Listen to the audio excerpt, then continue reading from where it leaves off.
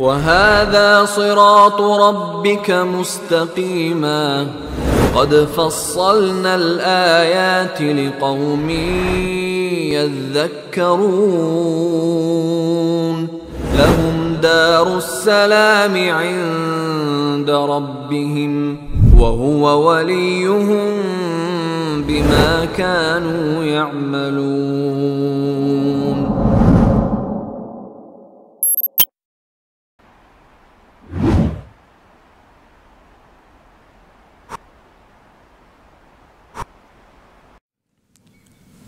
Assalamualaikum warahmatullahi wabarakatuh.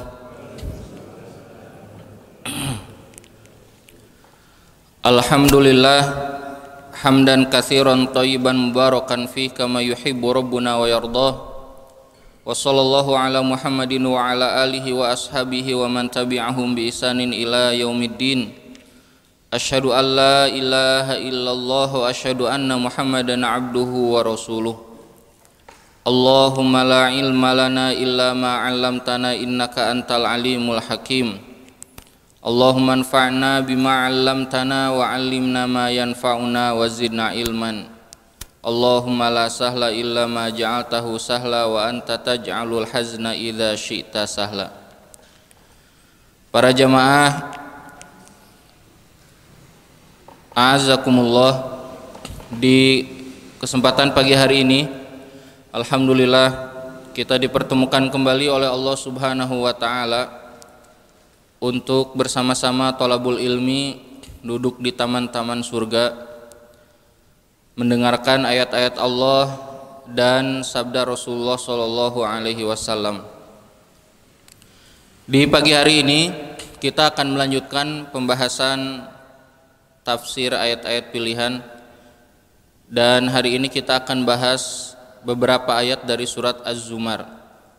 Di antaranya adalah firman Allah Subhanahu wa taala, afaman syarahallahu sadrahu lil islami fahuwa ala nurim mir rabbih fawailul lil qasiyati qulubuhum min dzikrillahi ulaika fi dhalalim mubin. Kemudian di antaranya lagi adalah firman Allah, Qul ya ibadiyalladzina asrafu ala anfusihim la taqnatu min rahmatillahi innallaha yaghfiru dzunuba jami'a innahu huwal ghafurur rahim wa anibu ila rabbikum wa aslimu lahu min qabli an yatiyakumul azabu tsumma la tunsarun. Dan terakhir nanti insyaallah kita akan bahas wa nufikha fis suri fasa'iqa man fis samawati wa man fil ardi illa man sya'allah tsumma nufikha fihi ukhra fa idzahum qiyamun yanzurun. Para jamaah a'azakumullah, sebelum kita membahas ayat tentang harapan dari rahmat Allah atau berharap kepada rahmat Allah, kita akan mulai membahas salah satu ayat atau ayat dari surat Az-Zumar, dimulai dengan ayat ke-22.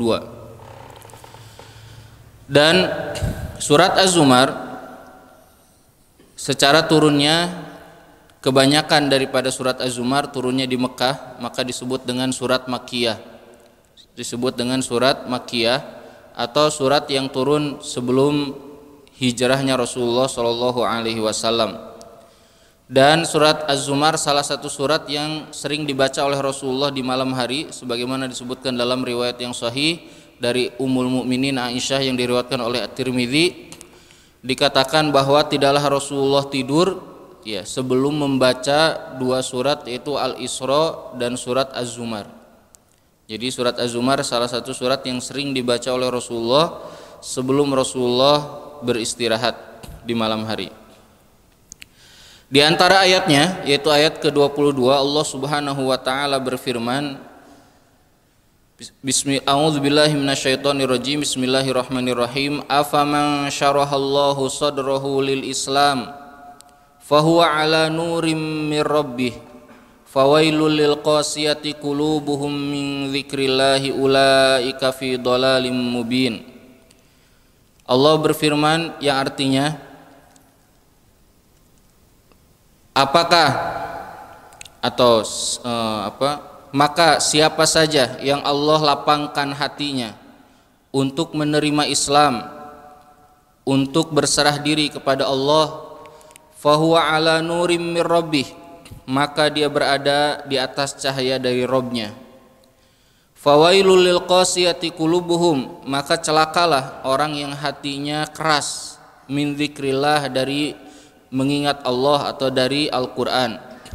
Ulaika fi dhalalim mubin. Ayat ini, Bapak Ibu rahimakumullah, Allah Subhanahu wa taala menjelaskan bahwa mereka yang berserah diri kepada Allah, merasakan nikmatnya Islam dan nikmatnya iman, mereka berada di atas cahaya. Cahaya yang dimaksud ini cahaya dari Allah. Para mufassir mengatakan yang dimaksud adalah mereka berada di atas Al-Quran, sebagaimana disebutkan oleh Qatadah, mereka berada di atas Al-Quran dan cahaya itu datang dari Al-Quran dan akan berhenti atau kembali juga kepada Al-Quran. Bukan berarti maksudnya ya, cahaya tidak datang dari sunnah Rasulullah. Ya, maksudnya adalah bahwa Qatadah ini mengatakan, Qatadah itu seorang tabi'in, seorang mufassir, muridnya Abdullah ibnu Mas'ud dari Kufah. Maksud Qatadah yaitu adalah bahwa orang yang berislam kepada Allah, dia berada di atas cahaya Allah yang bersumber daripada Al-Quran, dan tentunya Al-Quran ditafsirkannya oleh sunnah Rasulullah Sallallahu Alaihi Wasallam. Maka Allah mengatakan di awal Al-Quran, kita kan sering baca di surat Al-Fatihah, di awal ketika kita baca Al-Quran kita minta kepada Allah, ihdinas siratal mustaqim, ya Allah berikan kepada kami petunjuk yang lurus. Petunjuk yang lurus dalam tafsir kebanyakan para mufassir mengartikan adalah Islam. Kemudian langsung di awal Al-Baqarah Allah mengatakan alif lam mim dzalikal kitabul la raiba fi hudan lil muttaqin. Jadi ingin dapat petunjuk, ini petunjuknya yaitu adalah Al-Quran. Maka dari Al-Quranlah kita mendapatkan petunjuk, dan memahami Al-Quran ya, tidak bisa dengan pemahaman sendiri, harus melalui pemahaman yang telah dijelaskan oleh Rasulullah Sallallahu Alaihi Wasallam dan yang dijelaskan juga oleh para sahabat. Jadi Islam mengajarkan kepada kita bahwa ada dua sumber cahaya, yaitu Al-Quran dan Sunnah, dan Al-Quran sumber yang paling utama. Tapi membaca Al-Quran, memahami Al-Quran, menjelaskan isinya, itu dia memerlukan ilmu.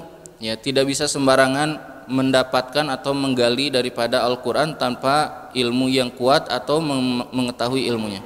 Salah satu contoh, ya misalnya orang misalnya ingin memahami Al-Quran hanya membaca dengan terjemah, apakah cukup? Tidak cukup, ya, karena bisa jadi pemahamannya salah atau keliru, atau memahaminya hanya pernah belajar bahasa Arab saja, ya, juga tidak cukup, ya, karena bahasa Al-Quran berbeda dengan bahasa Arab. Misal kalimat waro, ya, dalam bahasa Arab artinya apa? Belakang. Tapi di Al-Quran waro kadang artinya depan, kadang artinya setelah, kadang artinya di belakang, ya. Dan itu banyak contohnya di dalam Al-Quran, di antaranya surat Al-Kahfi. Ammas safinatu fakanat limasakina ya'maluna fil bahri fa aradtu an aibaha wa kana wara'ahum wara. Ya, ini perahu milik orang miskin, kerjaannya di laut nelayan. Wa kana wara'ahu, dan di depannya, bukan belakang. Di surat ini waro artinya depan, ya. Kemudian kadang selain artinya, bukan belakang, seperti di wal muhsanatu minan nisa'i illa ma malakat aymanukum kitaballahi alaikum wa uhilla lakum ma wara'a dzalikum. Ya. Sebelumnya Allah menjelaskan siapa sih mahram itu yang enggak boleh dinikahi, disebutkan ibu dan yang lainnya. Maka dari itu cahaya ini akan menjadi cahaya ketika difahami dengan benar dan ketika mengikuti cara bagaimana Allah dan Rasulnya memahamkan kepada umat, kepada Allah, kepada hambanya, Allah kepada Rasulullah, dan Rasulullah bagaimana memahamkannya kepada umatnya tentang isi Al-Quran. Kemudian Allah berfirman, fawailul lil qasiyati qulubuhum min dzikrillah. Celakalah, siapa yang celaka itu? Yaitu adalah yang hatinya keras dari Al-Quran. Dalam hal ini ada dua tafsiran. Tafsir pertama, Ibnu Jarir at-Tabari mengatakan maknanya adalah celaka, keraslah hati orang yang mereka itu menolak, berpaling dari Al-Quran. Dan ini pemahaman atau tafsir pertama. Jadi orang yang berpaling dari Al-Quran, sebagaimana disebutkan dalam surat Thaha, wa man a'rada an dzikri fa inna lahu ma'isyatan donka. Siapa yang berpaling dari mengingatku, dari Al-Quran, maka baginya kehidupan yang sempit. Kehidupan yang sempit maksudnya adalah nanti di alam kubur. Kehidupannya sempit, kuburannya disempitkan. Nah, ibu bapak, azakumullah, yang pertama yaitu adalah orang yang hatinya keras dari zikir, mengingat Allah atau daripada Al-Quran. Ada enggak orang yang keras? Banyak. Orang yang tidak mau membaca Al-Quran, orang yang tidak mau mendengarkan Al-Quran, atau orang yang dengan mendengarkan Al-Quran semakin marah, semakin benci. Ya. Ada orang tidak suka dengan Al-Quran. Dunia ini sekarang memang penuh dengan fitnah, ya. Syiar-syiar Allah dianggap gangguan, tilawah Al-Quran dianggap mengganggu, kemudian zikir-zikir yang lainnya, kemudian azan dianggap mengganggu, ya. Ini musibah. Kenapa kok bisa demikian? Karena hati sudah keras, susah untuk menerima kalam Allah Subhanahu wa taala.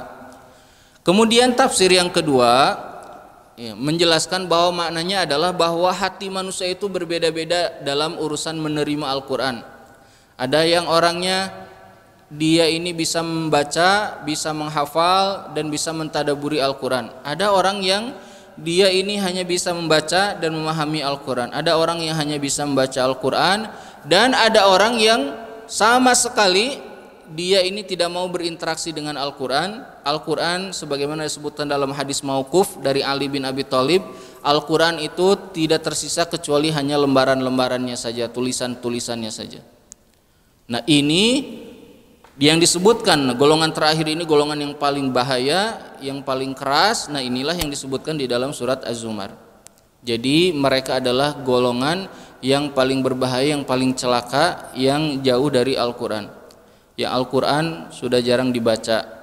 Ini peringatan bagi kita Bapak Ibu, ya.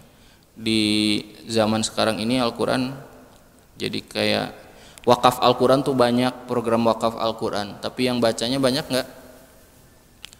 Bapak-bapak kalau hari Jumat mushaf itu orang pada nunggu khatib naik mimbar, pada dibaca enggak mushaf itu? Enggak, orang ngapain? Duduk ngapain? Hah? Main handphone, tidur atau ngantuk. Itu yang sekarang terjadi, ya, yang sekarang terjadi. Di Masjid Nabawi alhamdulillah mushaf-mushafnya masih banyak yang ngambil terus baca. Kalau orang mau sholat itu pada baca, dengerin, ya, terus nanti disimpan lagi. Sekarang di masjid-masjid ini jarang. Makanya di rak-rak masjid itu banyak mushaf, itu sering dibaca atau enggak gitu. Terus jamaahnya tuh tahu nggak itu tuh mushaf gitu. Oh iya tahu. Terus kenapa kok nggak baca? Di handphone juga ada Al-Quran katanya. Nah, baca di handphone itu banyak gangguannya nggak? Banyak gangguannya. Baru baca 2 ayat ada WA masuk, dibuka lagi WA-nya, dibalas, ngobrol terus, selesai sampai azan, ya, sampai khatib naik mimbar. Jadi ini berbahaya, ya, kondisi saat ini. Maka disunahkan oleh para salafus soleh dan para ulama dahulu, kita ini disunahkan untuk sering melihat mushaf Al-Quran, bukan dengan bukan dengan handphone, ya, karena salah satunya Ibnu Qayyim juga mengatakan karena melihat mushaf itu ada kebaikan bagi mata, menyehatkan mata dan memberikan kesejukan dalam hati. Jadi kita harus dibiasakan seperti itu, melihat dan memegang mushaf Al-Quran, bukan dengan handphone. Kalau dengan handphone nggak bakal banyak gangguan, ya. Saya sering nasihati murid-murid saya yang belajar Al-Quran, menghafal Quran, jangan menghafal Quran lewat handphone. Nanti baru juga hafal 1 ayat, ya, kemudian ada notifikasi masuk, Notifikasi apa misalnya Instagram, akhirnya lihat-lihat Instagram. Notifikasi WA, akhirnya lihat WA. Ya. Banyak sekali gangguannya.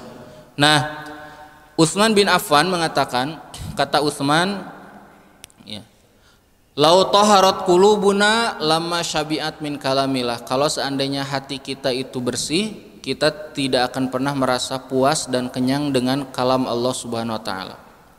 Dan di zaman sahabat dahulu, Al-Qur'an itu adalah aktivitas keseharian, ya, yang terus-terusan berinteraksi, dibaca, dan mereka kalau ada ayat yang tidak paham, mereka penasaran dan ingin menanyakannya kepada Rasulullah atau kepada sahabat yang lain yang tidak tahu. Nah, ini keadaan para ulama, para sahabat dahulu. Disebutkan dalam riwayat lain, di zaman sahabat itu kalau sudah datang malam hari, rumah-rumahnya seperti desisan-desisan lebah. Ya, terdengar suara-suara orang sedang baca Al-Qur'an. Dan mereka akan merasa sedih ketika ada ayat yang mereka belum faham, maka mereka akan menanyakannya. Nah, ini kebalikan dengan kita. Al-Qur'an ya seperti tadi, tinggal tulisan saja, atau Al-Qur'an dibaca tapi tidak difahami. Ya. Al-Qur'an dibaca tapi tidak difahami. Betapa banyaknya kaum muslimin hari ini bahkan mungkin penghafal Al-Qur'an, ya, baca Al-Qur'an, menghafal Qur'an tapi tidak mengerti isinya. Saya sering kalau menerima setoran hafalan murid, ya, misalnya orang baca surat Ar-Rahman. Surat Ar-Rahman. Baca dari awal sampai akhir. Isinya kan tentang surga, keagungan Allah. Surga, ada surga yang tinggi, yang di bawahnya nikmat. Terus setelah selesai saya tanya, jadi di surat Ar-Rahman ini ada berapa surga yang Allah ceritakan? Langsung diam, nggak tahu Ustaz dia. Nah, aneh, kok hafal bagus tapi nggak ngerti isinya. Menghafal surat Al-Waqiah, beres surat Al-Waqiah selesai, saya tanya, di surat Al-Waqiah ini ada berapa kelompok yang Allah ceritakan? Berapa ya Ustaz? Tadi kan dibaca, kok nggak tahu? Ya, tadi kan Allah bilang ada as-sabiqunal awwalun, as-sabiqun as-sabiqun, ulaikal muqarrabun, ada ashabul yamin dan ada ashabus shimal. Ada 3 kelompok, semuanya dijelaskan kedudukannya di mana, pahalanya apa, bagian mereka apa nanti di surga, yang di neraka apa saja.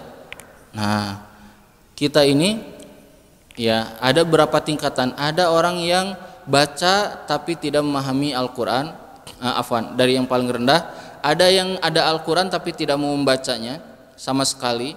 Yang kedua ada yang membaca tapi tidak memahaminya, atau menghafal tapi tidak memahaminya. Ada yang menghafal, memahami tapi tidak mau mengamalkannya. Ada yang dia berusaha semuanya dilakukan. Nah, ada juga orang yang baca enggak tapi ingin paham isinya. Bisa enggak? Mustahil.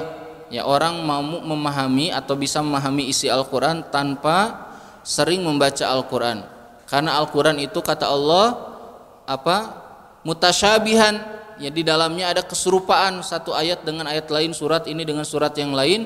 Maka orang kalau jarang baca, cuma buka-buka saja terjemahannya, dia tidak akan tahu ada kaitan dengan surat lain, ayat lain, dan ini mustahil dia bisa memahaminya dengan benar. Karena Al-Qur'an itu bukan buku buatan manusia. Al-Qur'an itu adalah kalam Allah yang pemahaman isinya hanya diberikan kepada orang yang sering berinteraksi dengan Al-Qur'an.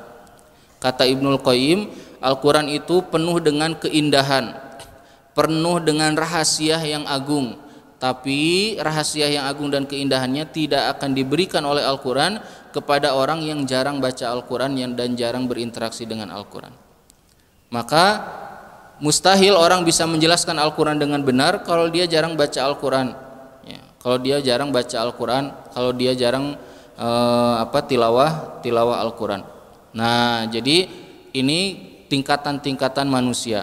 Nah, selain ini, tadi ada tingkatan orang kafir yang tidak berislam, yang mereka menolak dari Al-Qur'an dan mereka keras hatinya kalau dengar Al-Qur'an, mereka menutup telinganya. Kemudian tingkatan muslim yang tidak baca Al-Qur'an, dan ada muslim yang baca Al-Qur'an dan tidak memahaminya. Ada muslim yang memahami tapi tidak mau mengamalkan Al-Qur'an. Ya, ini juga sama yang musibah. Baca di Al-Qur'an, baca surat ayat warisan tapi nggak mau diamalkan. Ada ayatnya tapi nggak mau diamalkan. Kemudian di atas itu ada tingkatan yang paling utama disebutkan di ayat berikutnya. Allah mengatakan Allahu nazzala ahsanal hadithi kitaban mutasyabiha. Kata Allah, Allah menurunkan perkataan yang paling indah.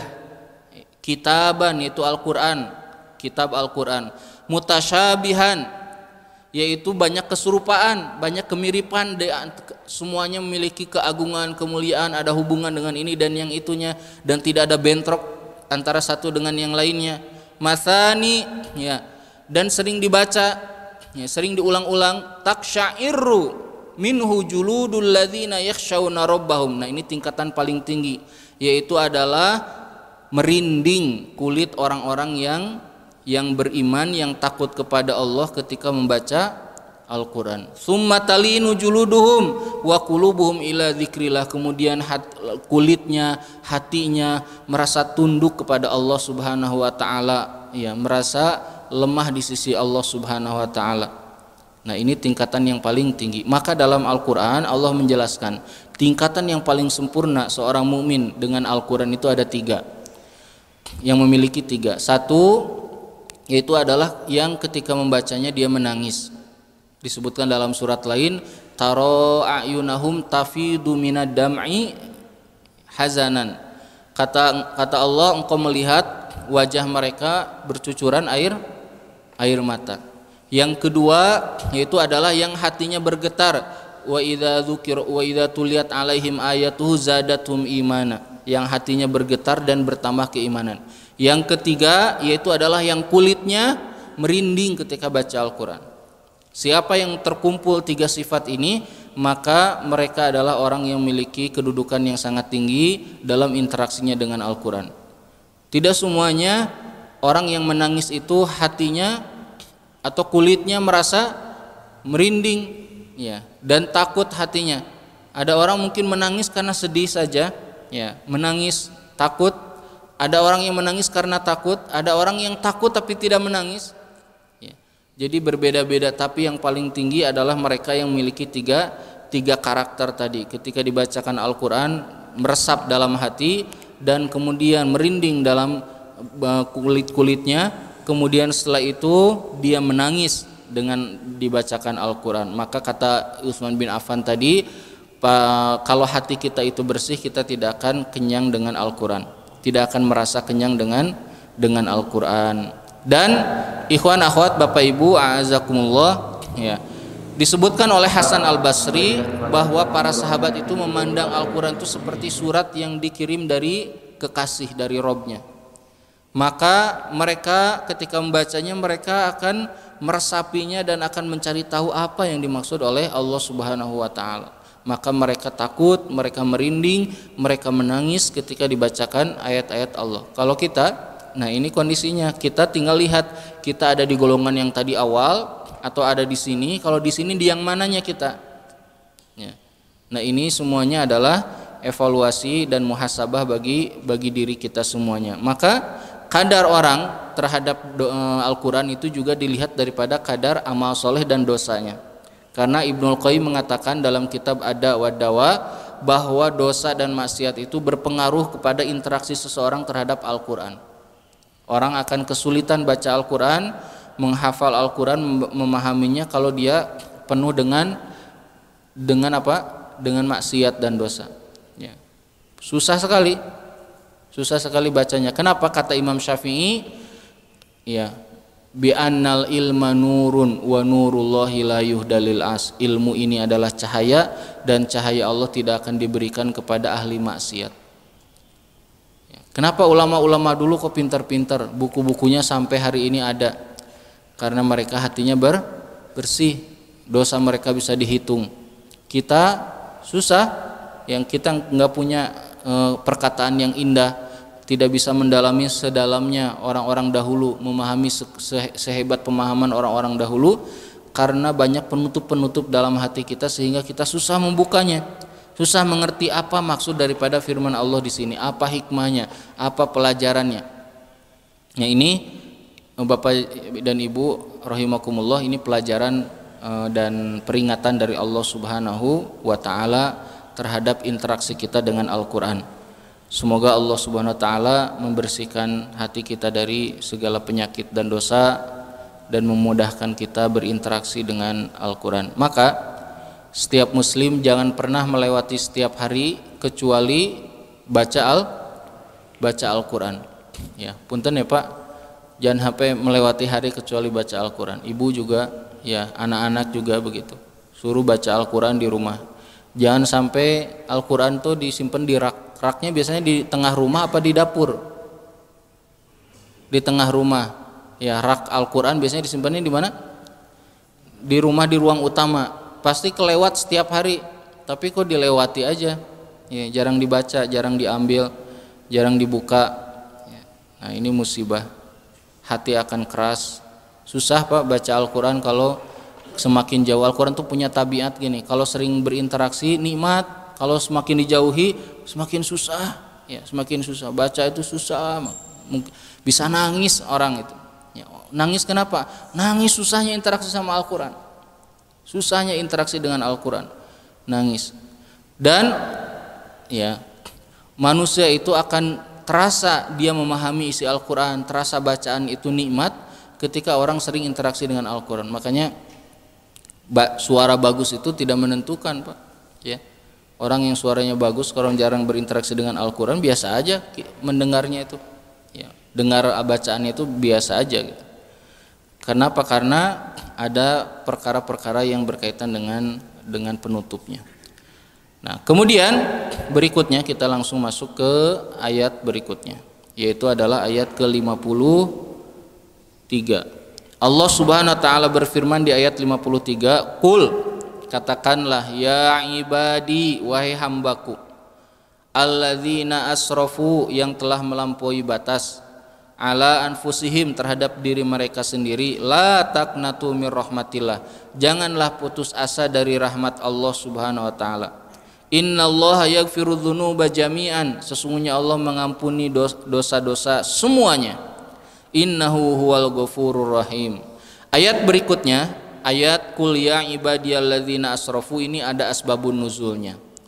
Nah, pernah saya jelaskan di sini bahwa tidak semua Al-Qur'an itu ayat-ayatnya ada asbabun nuzul. Ada sebab turunnya. Al-Qur'an itu ada dua bagian. Ada yang turun itu oleh Allah Subhanahu wa taala, diturunkan tanpa ada pertanyaan, tanpa ada kejadian, pokoknya Allah turunkan saja sebagai hidayah bagi manusia. Seperti surat Yusuf, surat Maryam dan yang lainnya. Ada surat yang diturunkan karena, atau ayat-ayat yang diturunkan karena ada pertanyaan, ada kejadian, ada peristiwa, ada apapun yang terjadi maka diturunkan. Seperti misalnya Rasul ditanya, wahai Muhammad, siapa Tuhan kamu?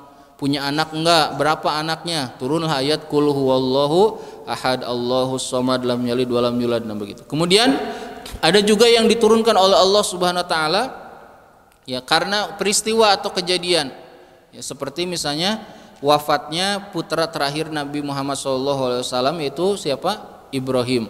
Rasul bersedih, Rasul dicaci maki. Kemudian Allah menurunkan surat Al-Kautsar, inna a'tainakal kautsar fasholli lirabbika wanhar inna syani'aka huwal abtar. Atau ya seperti kisah Rasulullah SAW dicaci maki oleh seorang wanita musyrik dan dikatakan, wahai Muhammad, setan kamu sudah meninggalkan kamu. Ini buktinya nggak turun-turun tuh firmannya. Nah, kemudian turun surat wadduha walaili idza saja. Nah, ini turun karena ada apa? Ada peristiwa atau pertanyaan. Berarti ada asbabun nuzul. Jadi kalau nyari buku, saya mau nyari buku yang lengkap asbabun nuzulnya, semua Al-Qur'an 30 juz, nggak akan ketemu ya, mau nyari kemana juga. Jadi di ayat ini adalah ayat yang ada asbabun nuzulnya. Apa asbabun nuzulnya? Ada beberapa riwayat. Yang pertama, ada yang mengatakan bahwa ya, turunnya ini adalah bagi terhadap orang-orang beriman yang penuh dengan dosa dan tidak punya harapan untuk diterima taubatnya oleh Allah Subhanahu wa taala. Maka turun ayat ini, ya ibadiyalladzina asrafu. Yang kedua, ada yang mengatakan ayat ini kaitannya dengan kaum muslimin, para sahabat yang masih tertinggal di Mekah, terlena dengan kehidupan di Mekah, tidak ikut hijrah. Ya, tidak ikut apa? Hijrah, muslim tapi beradanya di Mekah dan berkumpul bergaul dengan orang-orang musyrik dan menjadi malas untuk berangkat berangkat ke Madinah. Maka ketika turun ayat ini dikirim oleh Umar bin Khattab ke teman dekatnya itu Hisham bin Amr, Hisham ibnul As. Ditulislah ya ayat ini, kata Hisham ibnul As, ketika aku menerima surat dari Umar bin Khattab, aku tidak mengerti apa maksud daripada Umar bin Khattab dengan ayat turunnya ayat ini. Kemudian beberapa hari kemudian Allah membukakan hatiku, aku memahami bahwa ini adalah ayat untuk kami yang masih berada di Mekah, bahwa kami ya tidak boleh putus harapan yang sudah terkena ujian. Ujian apa? Dengan kehidupan yang di Mekah aman, ya tenang, sudah di Mekah aja, sehingga perjalanan ke Madinah yang sangat jauh itu membuat malas, maka kami tidak boleh putus asa. Akhirnya Hisham langsung bersiap-siap diri dan berangkat ke Madinah dan ketemu dengan Rasulullah dan Umar bin Khattab radhiyallahu an. Dan ini salah satu kisah-kisah yang berkaitan dengan ayat ini. Nah, para jamaah sekalian, ya. Ayat ini kalau kita lihat, Allah Subhanahu wa taala berfirman, "Qul," katakanlah, "ya ibadi." Kalau kita bacanya sampai sini, kira-kira yang ada di kepala kita apa maksudnya, Pak? Misalnya Allah berfirman gini, "Wahai hambaku." Kira-kira yang dimaksud hamba Allah yang baik, yang soleh, apa yang busuk atau yang fajir? Kalau Allah bilang wahai hambaku, yang ada di kepala kita ini hanya panggilan bagi orang-orang yang soleh, wahai hambaku. Karena Allah mengatakan wahai hambaku, wahai hambaku. Allah menyandarkan hamba ini kepada Allah Subhanahu wa taala dengan mengatakan wahai hambaku.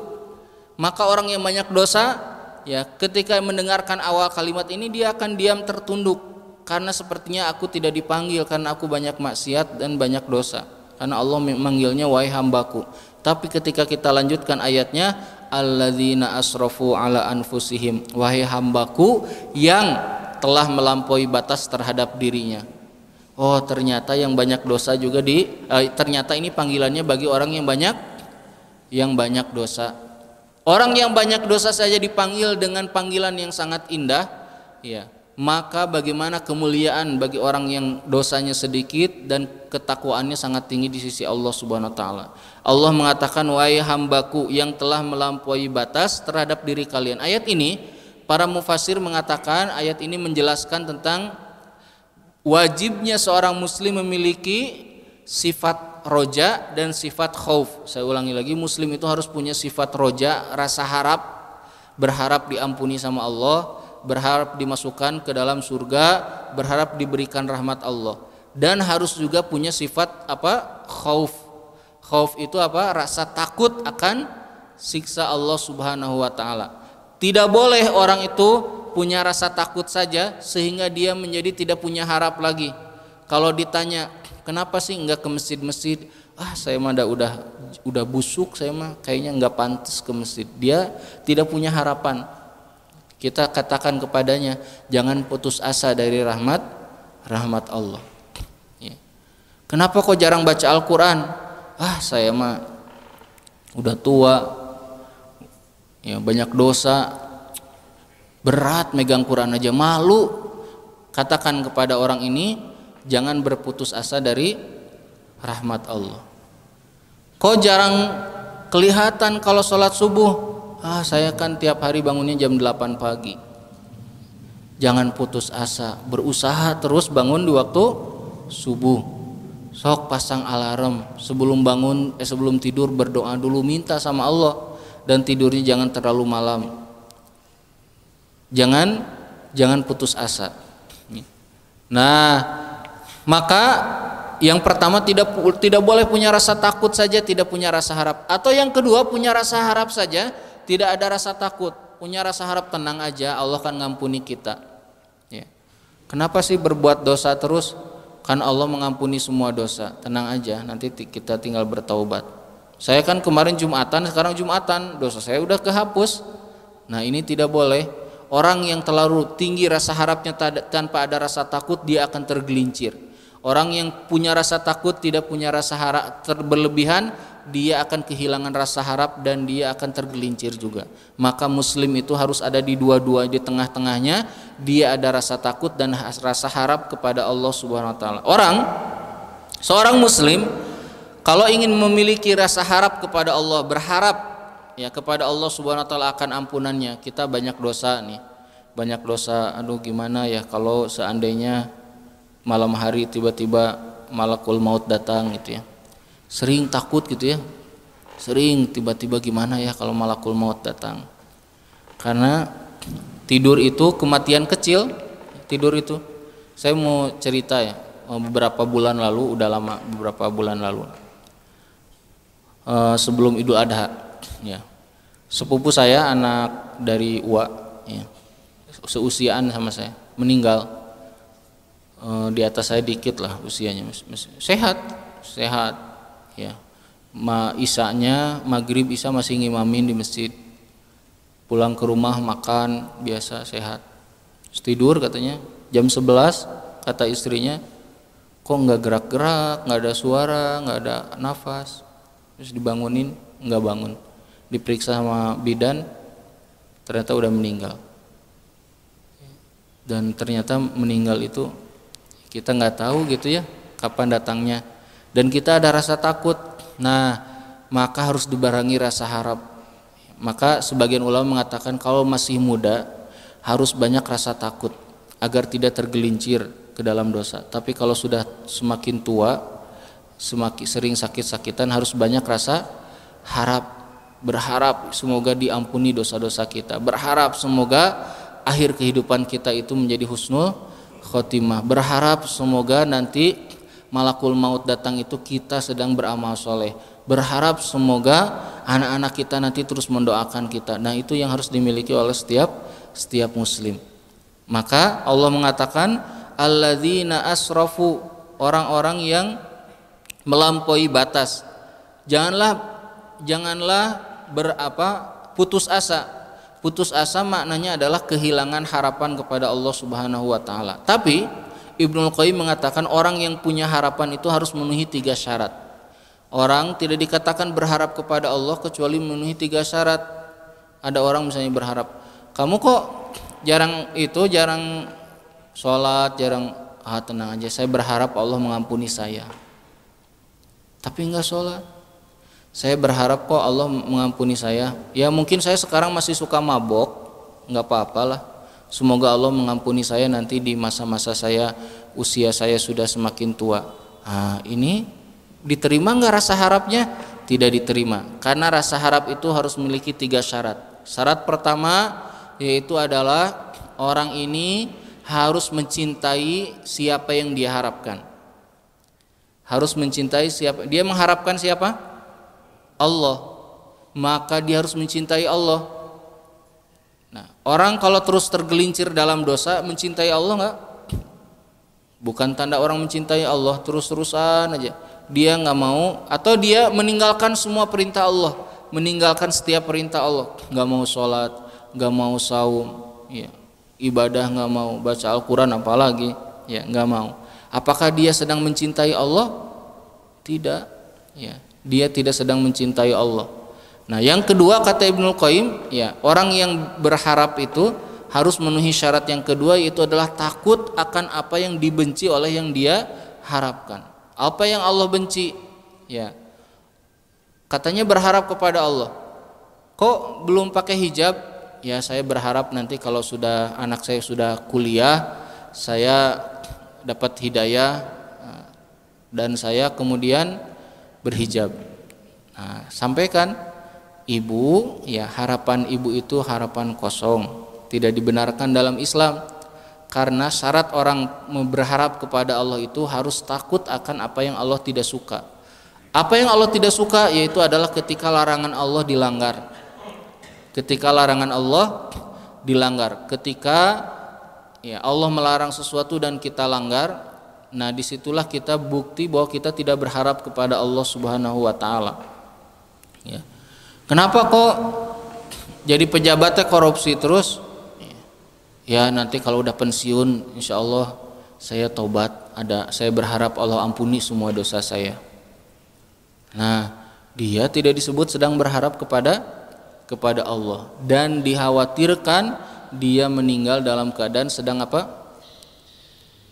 Sedang sedang bermaksiat atau sedang dalam tergelincir.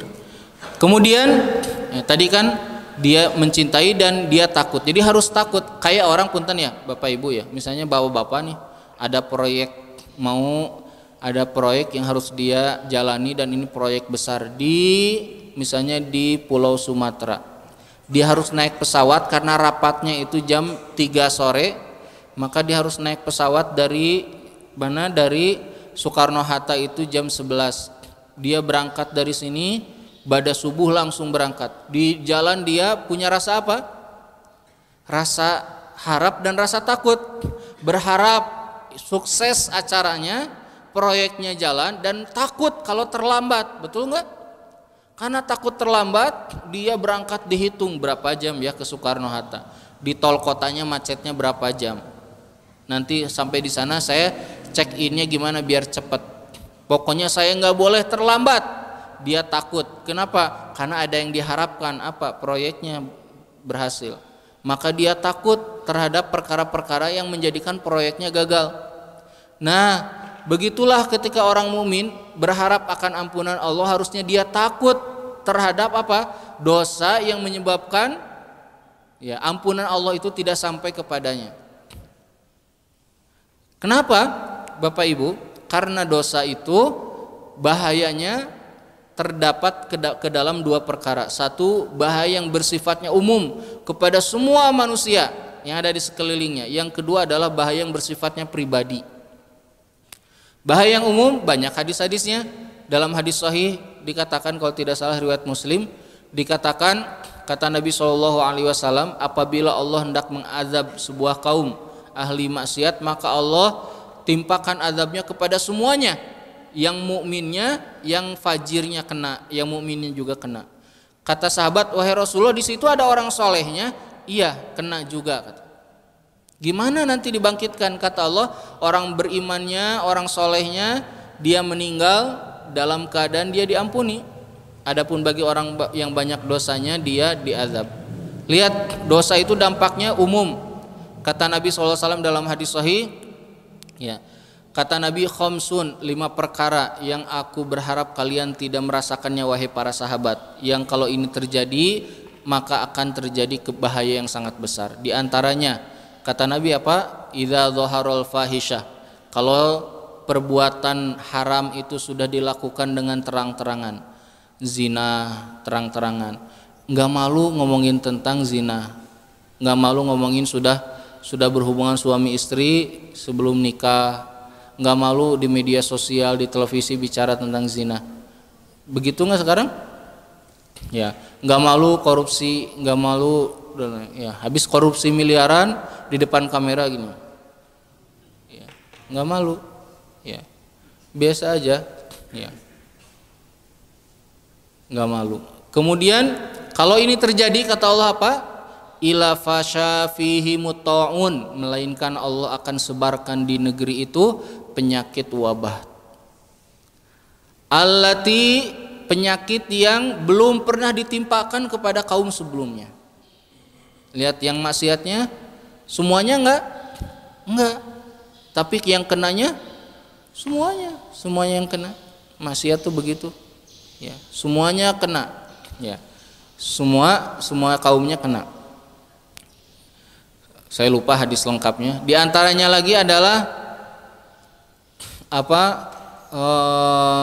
kalau misalnya kaumnya yang ada di negeri itu orang-orangnya melang atau tidak mengeluarkan zakat dan kewajiban harta, maka Allah akan cegah rezeki dari langit. Kata Nabi, seandainya di bumi ini tidak ada binatang, maka rezeki itu tidak akan turun. Jadi hujan turun tuh karena ada binatang. Begitu. Dan banyak lagi, saya lupa lengkap hadisnya, takut salah. Yang lainnya, kata Ibnu Qayyim, pengaruh dosa itu yang bersifat umum itu bukan hanya urusan apa bencana, penyakit, kelaparan. Kata Nabi SAW akan ditimpakan kelaparan dan susahnya. Oh ya, yang ini masih yang hadis yang tadi. Kata Nabi, apabila di negeri itu suka berbuat curang dalam urusan berdagang, berbisnis, yang satu korupsi, yang satu curang, yang satu nipu, yang satu begini dan begitu. Dan terus yang miskin semakin ditindas, yang kaya terus mengeruk keuntungan. Dan terus terjadi begitu, apa yang akan terjadi? Kata Nabi SAW, Allah akan susahkan orang yang ada di negeri itu mencari rezeki, susah nyari rezeki. Dan Allah akan timpakan kelaparan yang sangat panjang. Ini semuanya di hadis ini kalau dibaca lengkap ada semua di kitab. Ya. Dan di antara bahaya dosa, kata Ibnul Qayyim, itu adalah Allah timpakan pemimpin yang tidak kita sukai. Jadi ketika ada pemimpin kok kita nggak suka ya sama pemimpin kita, wakil-wakil kita, bisa jadi karena apa? Karena dosa kita. Kita harus muhasabah diri, kitanya banyak dosa, ya, makanya terjadi seperti itu.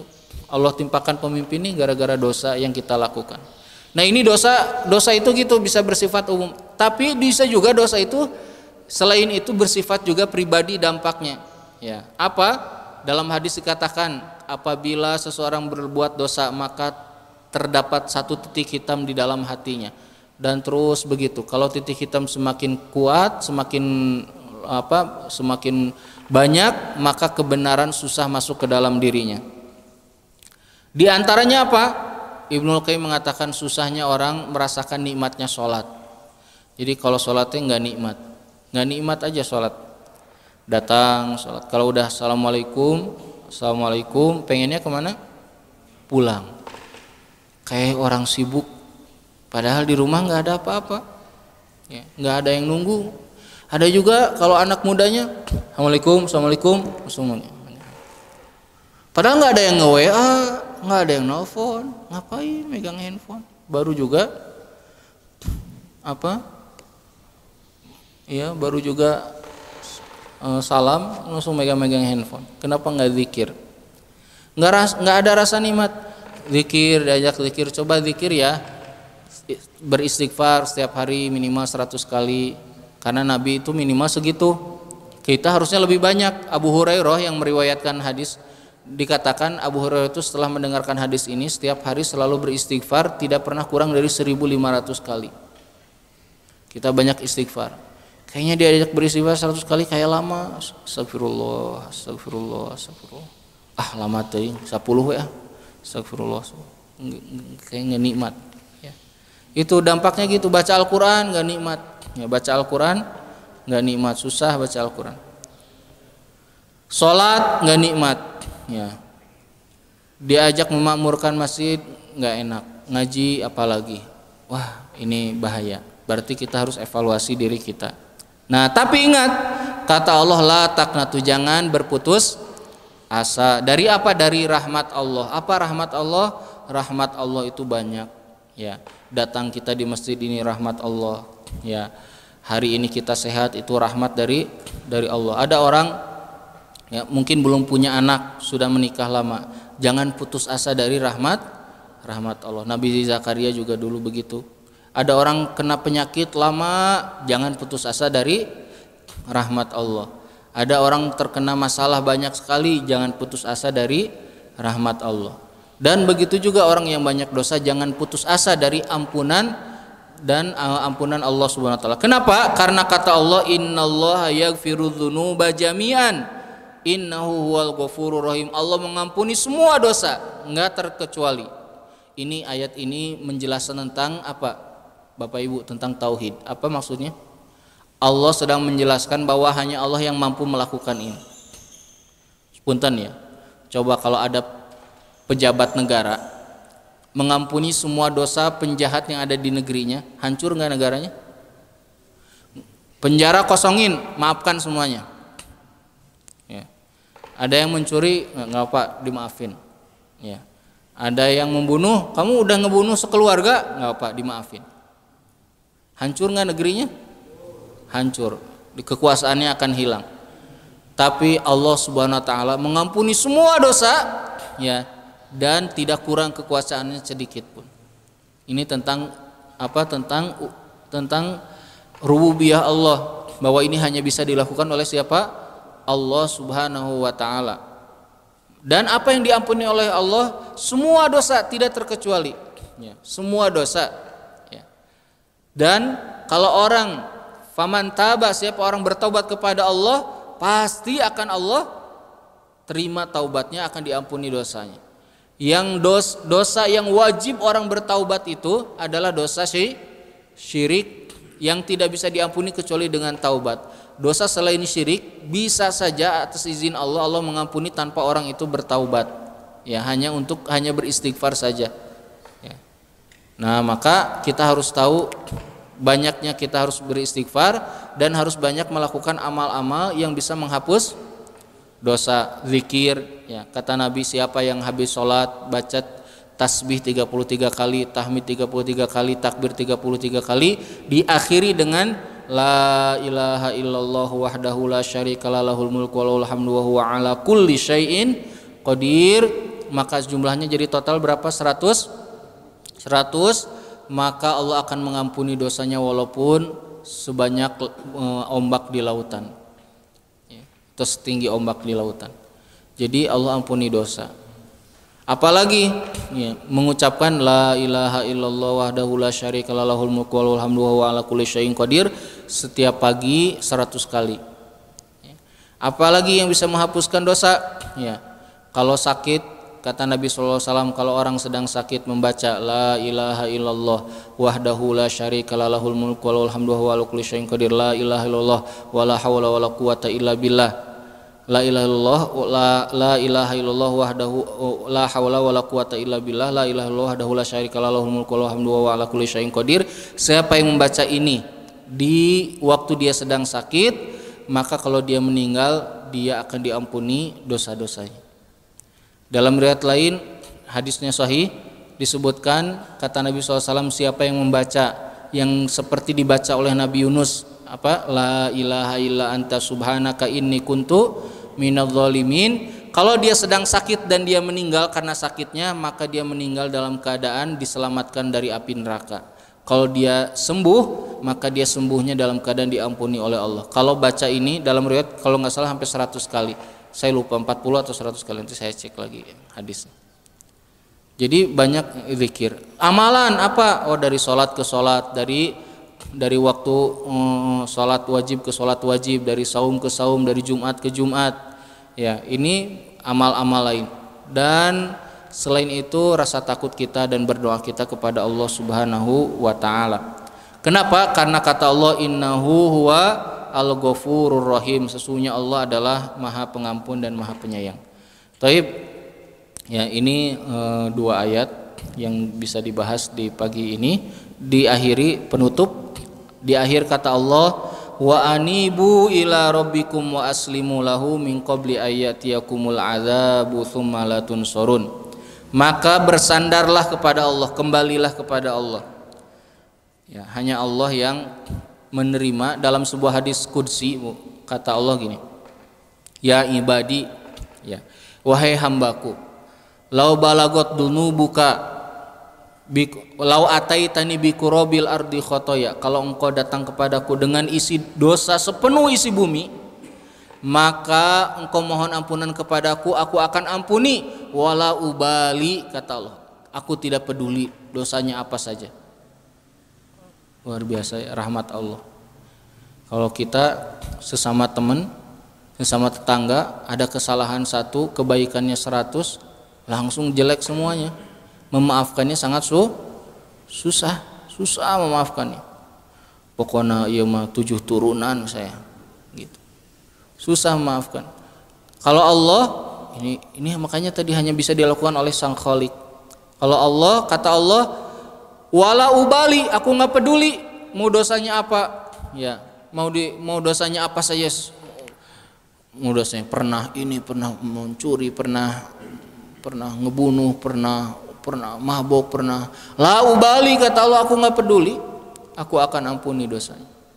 Kemudian kata Allah, lau balagot dunubuka ananas sama, kalau dosamu setinggi langit dan datang kepadaku mohon ampunan, aku akan ampuni juga dan aku nggak peduli dosanya seperti apa, dengan syarat, kata Allah, tidak menyekutukan Allah Subhanahu wa taala, bertauhid kepada Allah Subhanahu wa taala.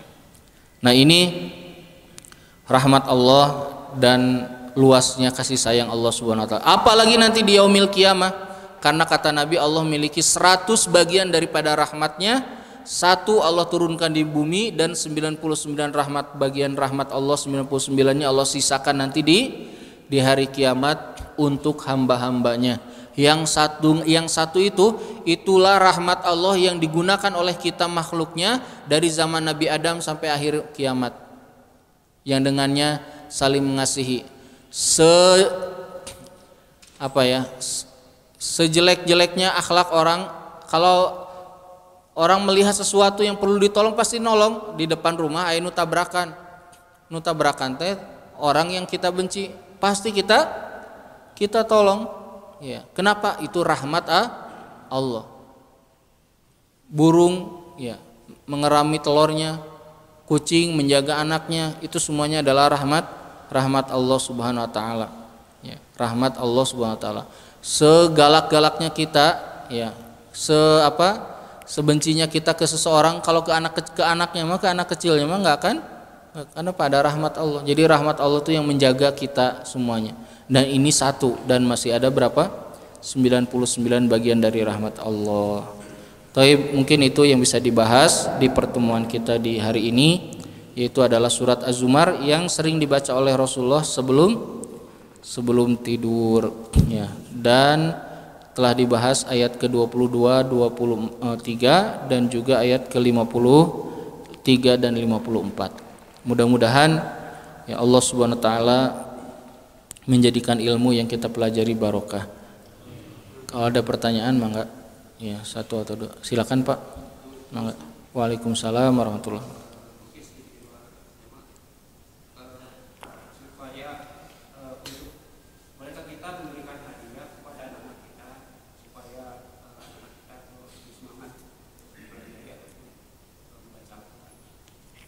Ya, boleh nggak memberikan hadiah? Boleh, sangat dibolehkan. Ya, bahkan ya mengapresiasi itu dianjurkan ya kepada anak. Dan ini banyak dicontohkan oleh para ulama dahulu. Ya, banyak dicontohkan oleh para ulama dahulu.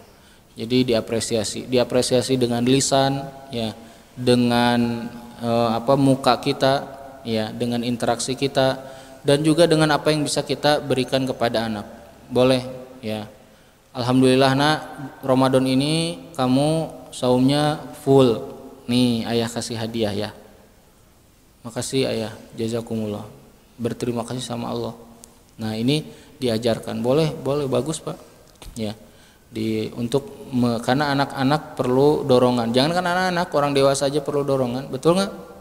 Coba kita bilang, ibu-ibu, bapak-bapak, ditunggu pengajian di masjid, ya, dan disediakan apa? Nah, pada datang nggak? Datang. Ya, itu dorongan, ya, dorongan. Perlu dorongan. Semua orang tuh perlu dorongan. Ya, perlu dorongan. Jadi dibolehkan nggak? Ya, boleh. Ya, boleh. Apalagi kalau untuk anak, ya. Dan bagus sekali ya anak kecil itu dilatih. Kita tuh harus punya program buat anak ya. Apa aja yang harus diajarkan, diceritakan, diberitahukan, dan apa yang harus dihindarkan. Kalau anak udah mau balik, apa aja yang harus dikasih tahu gitu. Kalau mau balik anak kita misalnya kasih tahu, nak, ini tahunnya kamu akan balik. Misalnya perempuan kasih tahu, nak, kalau sudah keluar haid, darah haid, kamu udah balik. Kalau udah balik, udah ada buku catatan amal yang nanti bakal dibuka di hari kiamat.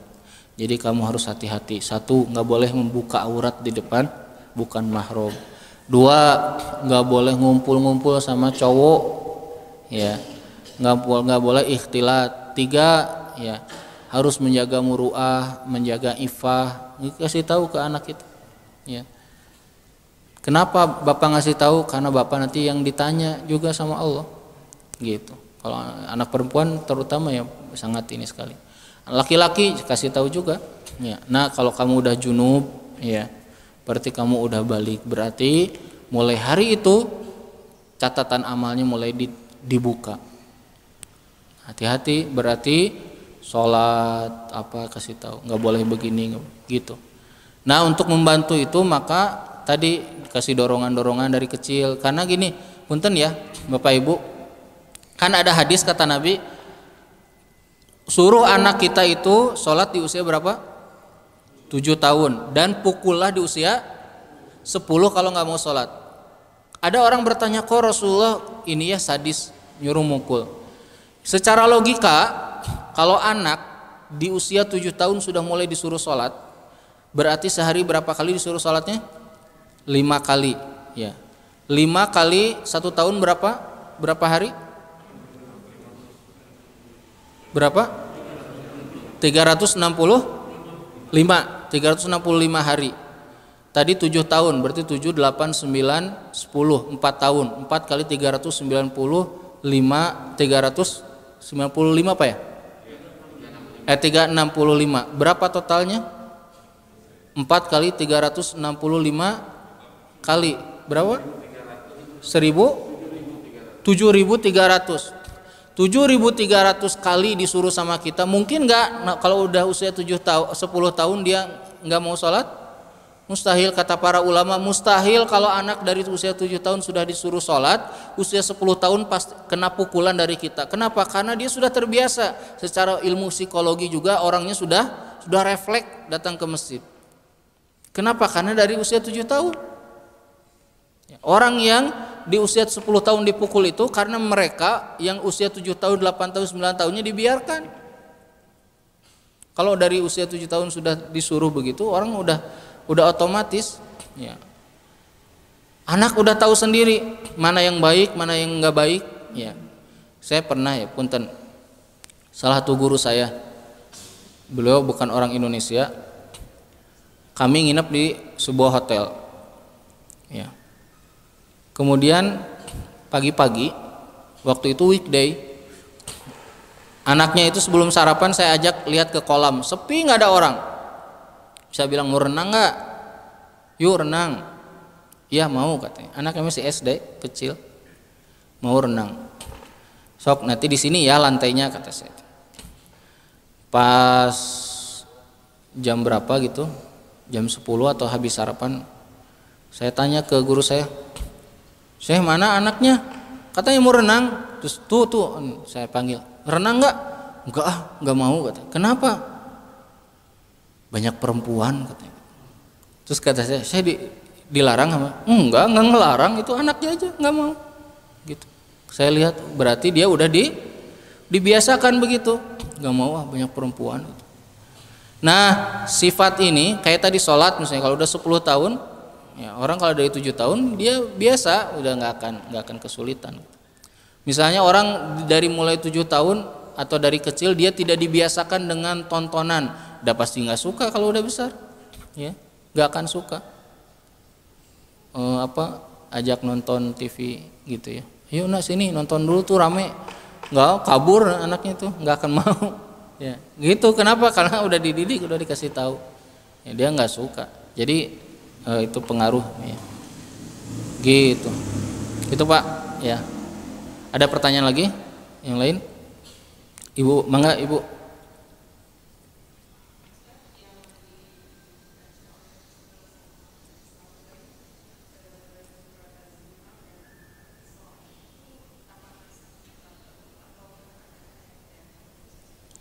Ya, yang dibaca apakah satu surat penuh atau ayat-ayat tertentu? Semuanya atau surat penuh. Dan punten ya, kalau kita lihat sunnah-sunnah baca yang dicontohkan oleh Nabi itu kebanyakan itu surat-surat penuh. Ya, kecuali Nabi menyebutnya ayat. Kalau surat berarti surat penuh. Kayak misalnya hari Jumat subuh itu sunnahnya baca baca ayat sajdah sama surat Al-Insan. Ayat sajdah itu bukan ayat sajdah tapi surat sajdah. Surat sajdah itu bukan tengah-tengah surat tapi dari alif lam mim tanzil sampai akhir surat.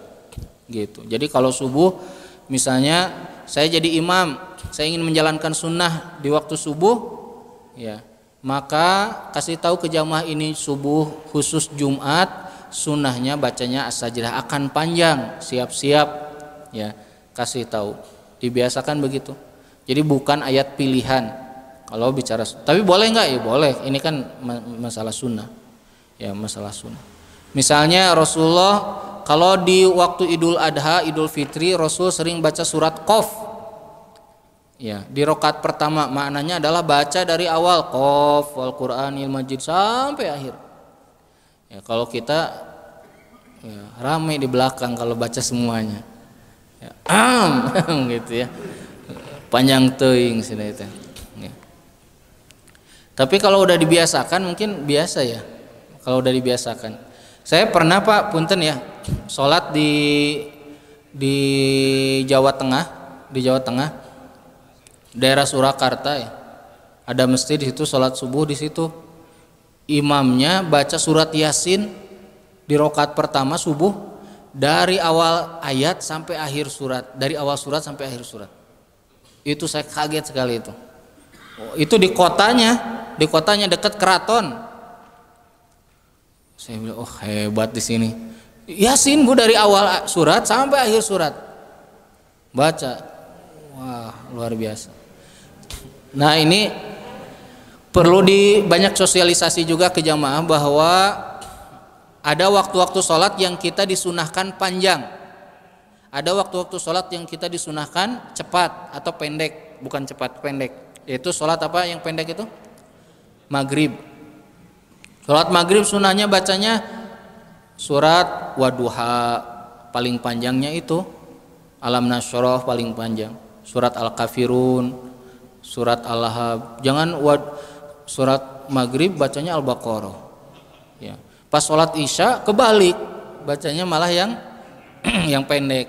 Nah ini jadi harus tahu imam itu mana waktu-waktu yang kita, sama waktu Siriyah juga gitu, duhur, asar sunahnya ya, waktu asar pendek ya, waktu duhur lebih panjang.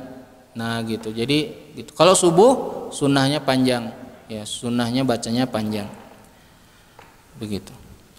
Taib, kalau tidak ada lagi pertanyaan kita akan akhiri majelis kita di hari ini. Insyaallah kita akan lanjutkan pembahasannya di pertemuan yang lainnya. Semoga Allah SWT menjadikan pertemuan kita pertemuan yang diridhoi dan dirahmati, dan semoga ilmu yang kita pelajari hari ini bermanfaat dan dapat kita amalkan.